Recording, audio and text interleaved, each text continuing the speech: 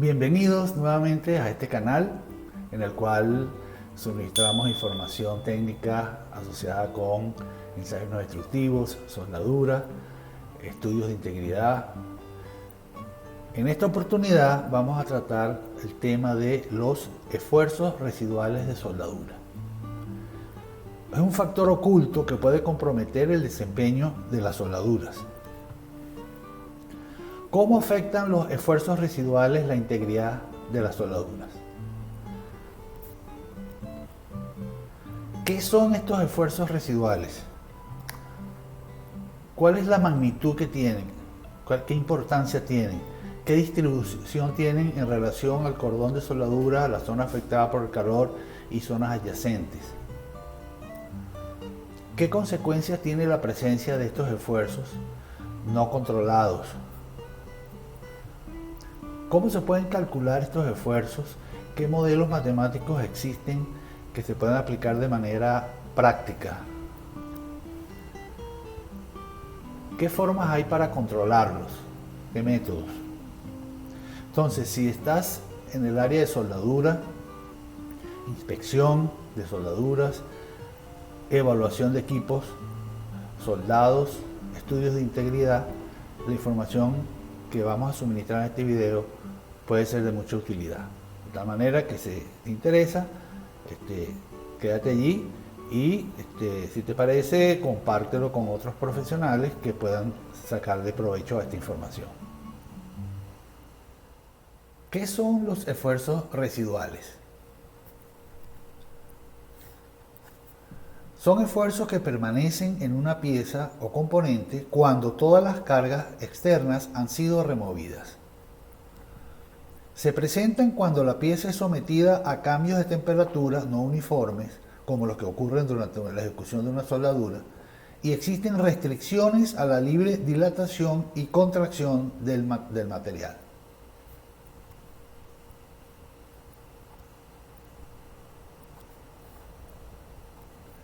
Los esfuerzos residuales en las soldaduras pueden afectar la seguridad, la vida útil y el desempeño de un equipo o componente.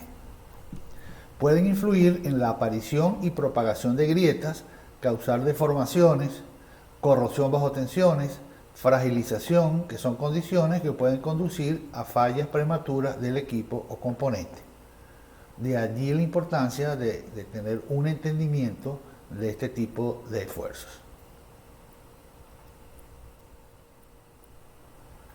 ¿En qué casos son relevantes los esfuerzos residuales?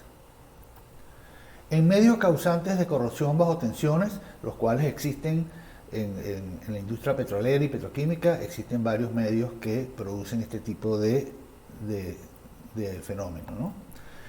En bajas temperaturas, que nos aproximemos a la temperatura mínima permisible para el material, donde el material se convierte en frágil.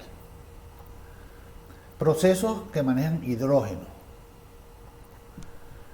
Procesos que involucren esfuerzos cíclicos que conduzcan a fatiga, que pueden ser tanto mecánicos como térmicos.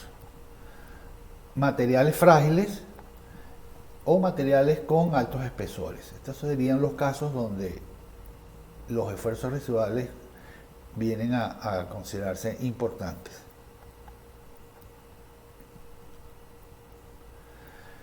Entonces, como para ilustrar de forma muy básica lo que serían los esfuerzos residuales y tener simplemente una visualización de por dónde van las cosas, tenemos el siguiente ejemplo.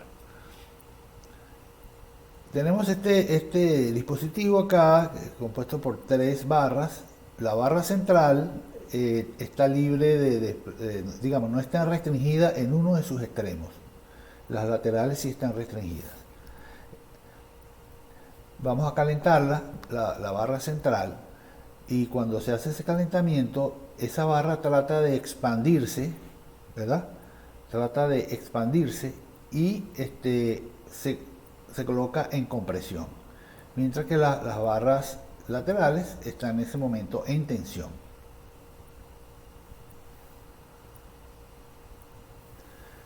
Procedemos a enfriar la pieza Y esa barra central durante su enfriamiento se contrae, puede contraerse, pero como no tiene restricciones, ella puede llegar a la forma que corresponda. O sea, no. Entonces quiere decir que esta estructura al final del camino no tiene esfuerzos residuales, ya que hay cierta libertad en la dilatación y contracción del material. Ahora bien, en el caso de que esta barra central esté restringida en el extremo, en los dos extremos, entonces al calentarla, la barra trata de expandirse y igualmente ella entra entonces en ese momento durante el calentamiento en compresión y coloca a las laterales en tensión. Enfriamos la pieza, pero como no hay libertad para la contracción, ella trata de contraerse, pero como no puede, lo que hace es que entra en tensión. Queda un esfuerzo de tensión acá y los laterales quedan en compresión. Entonces, este ejemplo ilustra más o menos cómo es el caso de los esfuerzos residuales, los cuales se forman cuando hay cambios de temperatura y hay restricciones a la libre dilatación y contracción del material. Esto es lo mismo que ocurre en una soldadura.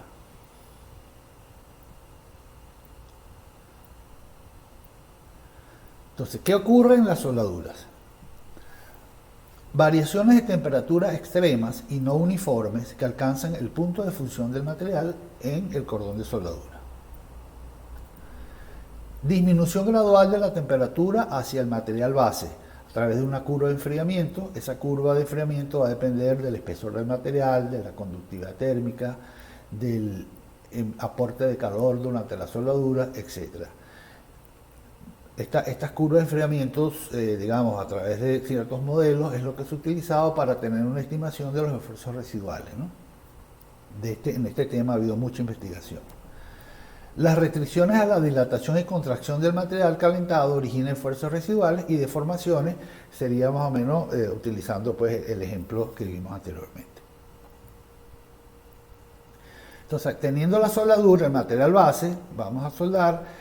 Se produce la soldadura, tenemos la zona afectada por el calor, donde las temperaturas son elevadas y van disminuyendo, las temperaturas van disminuyendo gradualmente hasta la temperatura del material base, ¿no?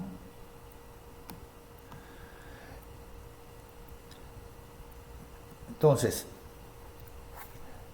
como consecuencia de esto, podemos tener esfuerzos de tensión, ¿verdad?, en la soldadura, que sean longitudinales a la misma, y también tenemos esfuerzos transversales a la soldadura, ¿no? Entonces, dependiendo pues de las circunstancias, cuál de los esfuerzos domina o tenerlos en cuenta, va a depender pues del tipo de análisis que se esté realizando. Cuando vemos acá un ejemplo donde la soldadura queda en tensión con un esfuerzo residual sigma R residual positivo porque está en tensión, vemos que el esfuerzo alcanza un nivel alto y a cierta distancia podemos tener incluso compresión, ¿no? Fíjense que los esfuerzos de tensión y de compresión que se producen en la soldadura y en las zonas adyacentes pueden superar la resistencia de fluencia del material. O sea que los esfuerzos que se están produciendo no son nada despreciables, son altos y por lo tanto merecen consideración. Este tipo de esfuerzo es lo que le llaman en los análisis ya de esfuerzos, le llaman esfuerzos secundarios. En contraposición tenemos los esfuerzos primarios, que son los que están asociados con la presión interna, el peso del equipo, la flexión, etc. Serán las cargas aplicadas. Pero estos son esfuerzos internos del material que se consideran esfuerzos secundarios y tienen su análisis dependiendo pues de las circunstancias.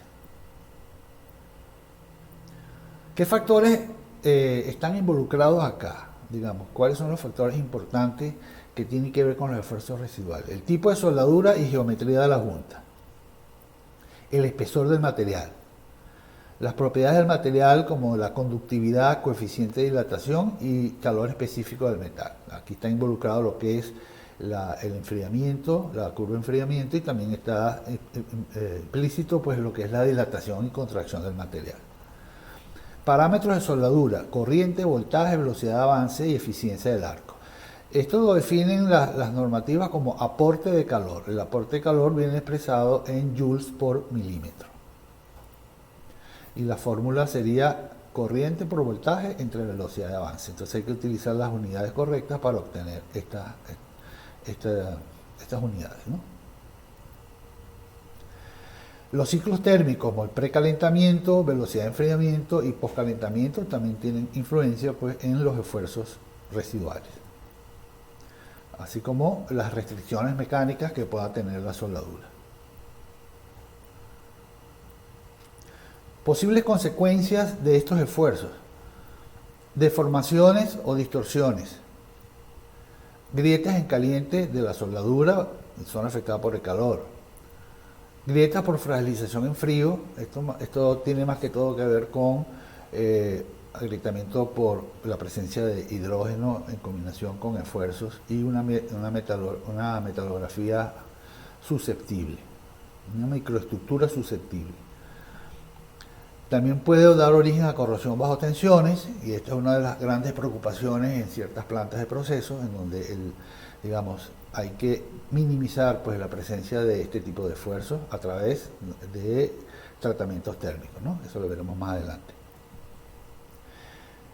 También puede originar el crecimiento de defectos planos, es decir, originando una inestabilidad mecánica. Es decir, supongamos que tengamos en una soldadura, tenemos una falta de penetración o una falta de fusión o una grieta, y queremos saber si esa grieta puede ocasionar una ruptura del material. El análisis de estos esfuerzos es fundamental en ese tipo de análisis, ¿no? Entonces, porque esos esfuerzos pueden originar el crecimiento de defectos y, por lo tanto, hacerlos inestables, ¿no? Puede también conducir a fractura frágil a bajos esfuerzos, especialmente esos son equipos de altos espesores o trabajando a bajas temperaturas.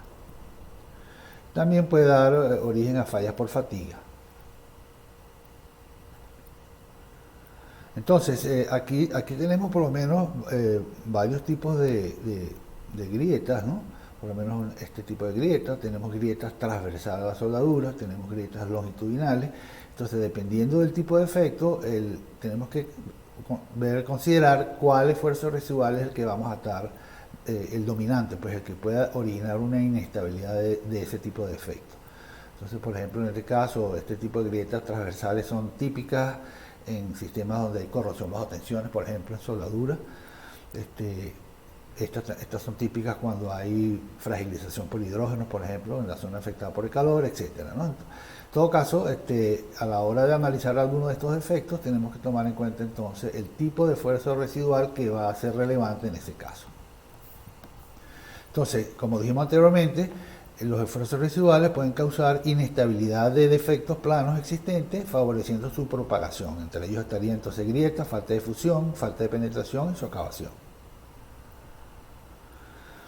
Ahora bien, el tema de los esfuerzos residuales siempre ha sido un motivo de estudio de muchos investigadores para tratar de determinar la magnitud, la orientación, todo ese tipo de características para poder utilizar esa información en los análisis de esfuerzos técnicos, ¿no? Entonces, en este caso, nosotros nos vamos a referir a la norma PAI 579, que tiene un compendio de soluciones que ayudan, pues, a tomar en cuenta estos esfuerzos. En el anexo 9D de la norma presenta los esfuerzos residuales, cómo se deben considerar en un proceso de evaluación de adecuación al servicio. Entonces, por ejemplo, tenemos para soldaduras de penetración completa en tuberías y recipientes a presión cilíndricos, tenemos los párrafos 9D4 y 9D6. Así como eso, tenemos la información para soldaduras de penetración completa en esferas y cabezales recipientes, para tanques de almacenamiento, para penetración completa y de filete en juntas en esquina, penetración completa y de filete en juntas en T, soldaduras de reparación. Es decir, que dependiendo del tipo de soldadura, nosotros nos vamos a referir al párrafo correspondiente y allí nos va a dar un indicativo de cómo debemos realizar la evaluación. Entonces, a manera de ejemplo de cómo utilizar esa información, tenemos aquí un caso donde, digamos, tendríamos una soldadura de una tubería. Esta es una soldadura circunferencial, que puede ser de, digamos, este tipo. Claro, esto sería en el caso de un recipiente a presión de mayor diámetro, pero también sería una soldadura circunferencial, ¿no? Entonces, aquí tenemos el modelo, como ellos consideran que, se evalúa esto, ¿no? Entonces, fíjense, tenemos el eje X representa la distancia al centro de la soldadura. Entonces, este rectángulo es la soldadura. Entonces, vemos que el esfuerzo residual que se calcule aplica para el cordón de soldadura y cierto ancho, en este caso 2 veces el cordón de soldadura, 2W, ¿no? A partir de allí, el esfuerzo residual cae, pasa por cero, incluso pasa a hacer compresión a esta distancia de 4W. Entonces, el modelo, digamos, de cálculo que nos va a presentar la normativa nos da la opción después de determinar esto. Entonces, si yo tengo un defecto que está en el cordón de soldadura, bueno, ya sabemos que el esfuerzo que calculemos es directamente. Ahora, si está alejado de la soldadura, podríamos considerar entonces el decaimiento que tiene en función de la distancia. Dependiendo del espesor, tenemos dos tipos, ¿no? Y esto sería para, digamos, estos son los esfuerzos perpendiculares a la soldadura. En el caso de los esfuerzos longitudinales, o sea, decir, alineados con la soldadura, este sería el modelo que se está empleando. Igualmente tenemos una zona donde aplica el esfuerzo calculado y un decaimiento en función de la distancia que hay hacia el centro de la soldadura.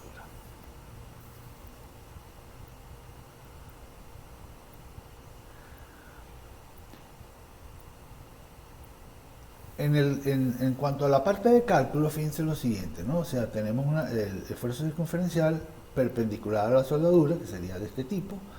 Entonces, aquí nos dice que para un aporte de calor alto, el aporte de calor expresado o sea, es decir, mayor a 120 joules por milímetros cuadrados, vamos a aplicar esta fórmula. Esta fórmula vemos que tiene el esfuerzo de fluencia del material y tenemos una variable de X, que es la distancia que hay desde la base hacia arriba, ¿no? Entonces, en el caso de un aporte medio entre 120 y 50, entre 50 y 120, tendríamos esta otra fórmula. Y para bajo aporte de calor, menores a 50 joules por milímetros cuadrados, lo cual esto es bastante típico en el caso de soldadura de tubos, aplicaríamos esta fórmula. El Q que nos aparece acá es igual al aporte de calor, que es corriente por voltaje entre velocidad de avance. Y ahí están las unidades en las cuales debe expresarse. Va a terminar siendo en joules por milímetro, y amperios, voltajes, milímetros por segundo, y este sería el aporte de calor. Es importante resaltar acá que aquí nos menciona el esfuerzo de fluencia del material. Y, si no se conoce la resistencia de excedencia del material, usar este valor, es decir, la resistencia de fluencia a utilizar para este estudio sería la especificada para el material más 10.000 más 10 KSI. O sea, es decir, por ejemplo, si yo tengo un tubo que tenga una resistencia X52, por ejemplo, de 52.000 libras por pulgada cuadrada de resistencia, entonces utilizaríamos 52.000 más 10.000, o sea, serían entonces 62.000, sería el valor que vamos a utilizar acá en estos análisis. ¿Okay? En el caso del esfuerzo paralelo a soldadura, tenemos también una fórmula que está acá. Esa fórmula también van a estar en función, hay variables en función de los espesores, pues ya ustedes lo pueden ver en la norma, y dependiendo de las circunstancias, pues ustedes utilizan la fórmula adecuada. Igualmente, para la soldadura longitudinal también tenemos, en el caso de efectos transversales, o sea, perpendiculares a la soldadura, paralelos a la soldadura, y tenemos los modelos que son similares a los otros, pero tenemos fórmulas distintas. En este caso, aquí tenemos la fórmula. También tenemos el mismo esquema de X, ¿verdad?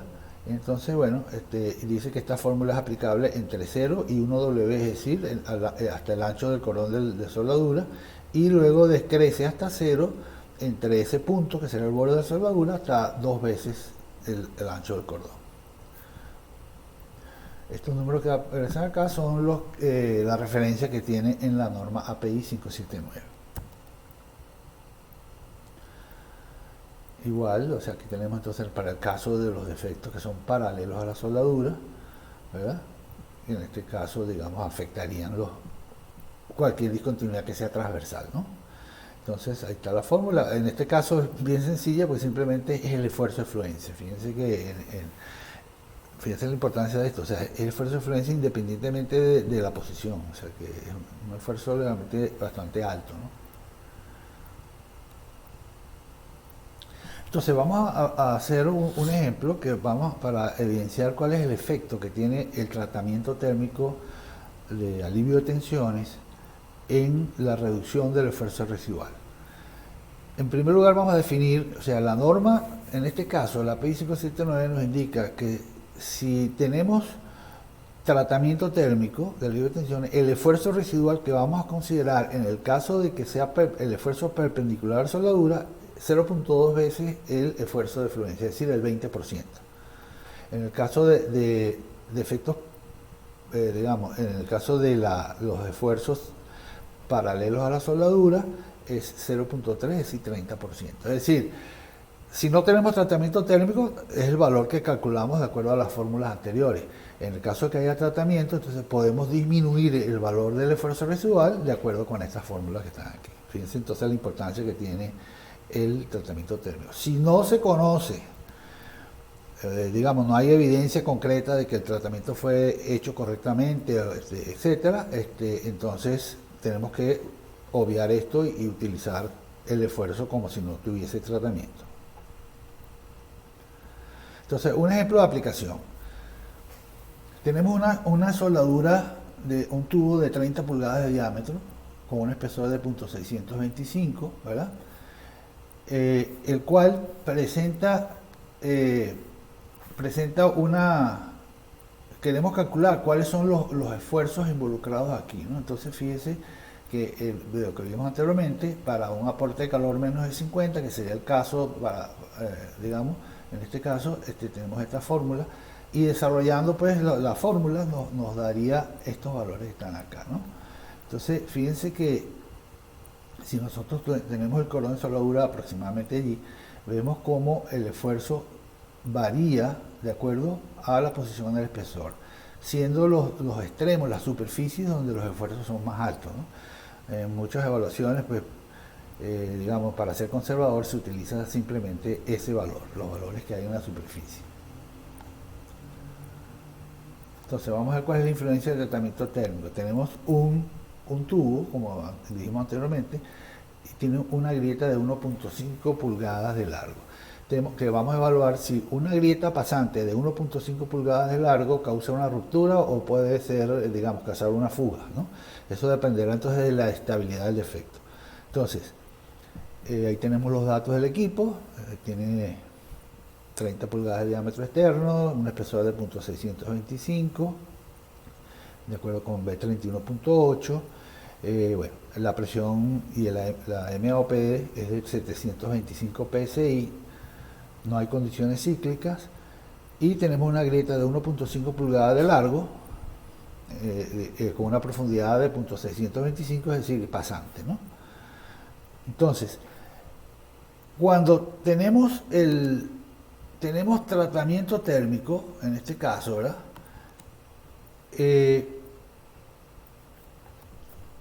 Fíjense lo que sucede, ¿no? Con el tratamiento térmico y con estos valores, ¿no? De 1.5, o sea, esta es la tendencia de la fractura, que esto tiene un procedimiento para establecerlo. Fíjense que tenemos que el punto nos cae por debajo de la curva y por lo tanto significa que ese defecto de 1.5 pulgadas de largo pasante originará una fuga, pero no una ruptura, ya que el defecto es estable, o sea, mecánicamente no va él no es inestable, ¿no? Ahora bien, vamos a ver qué pasa si en este caso tenemos que no hay tratamiento térmico con los mismos valores, ¿no? fíjese que el punto me lo desplazó por encima de la curva y por lo tanto es inaceptable. ¿Qué quiere decir eso? Que si la soldadura no tiene tratamiento térmico, los esfuerzos residuales son muy altos y la grieta, digamos, se convierte en inestable y por lo tanto hay riesgo de una ruptura. Entonces, este es el tipo de información que donde se aprecia pues, la utilidad de tener el conocimiento de qué nivel de esfuerzo residual estamos utilizando. Y fíjense la importancia que tiene esa consideración. Entonces, ¿cómo reducimos los esfuerzos residuales? A través de tratamiento térmico, como lo hemos visto anteriormente. Otra opción es mediante una prueba hidrostática que produzca un esfuerzo superior al 75% de fluencia. Esto más que todo podría utilizarse en el caso de tubos. En el caso de recipientes a presión es más complicado porque los recipientes tienen formas más complejas. Pero bueno, esto la normativa, por lo menos la API 579, permite que si se tiene toda la información se pueda considerar una cierta reducción y te dicen cuáles son los factores dependiendo del nivel de esfuerzo. A través de la técnica de soldadura también podemos reducir los esfuerzos, como el precalentamiento, control del aporte de calor y secuencia de pases.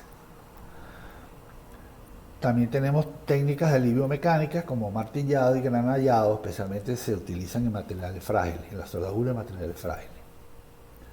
Entonces, entender la naturaleza e importancia de los esfuerzos residuales en la soldadura permite tomar las medidas adecuadas para reducirlos cuando su magnitud pueda afectar el desempeño y confiabilidad de la junta. Por otra parte, su cuantificación es fundamental en la evaluación de adecuación al servicio de soldaduras con defectos planos tipo grietas, como falta de fusión, falta de penetración, grietas, etc. Bueno, y con esto llegamos al final de este video. Gracias por estar allí. Espero que la información suministrada les sea de utilidad.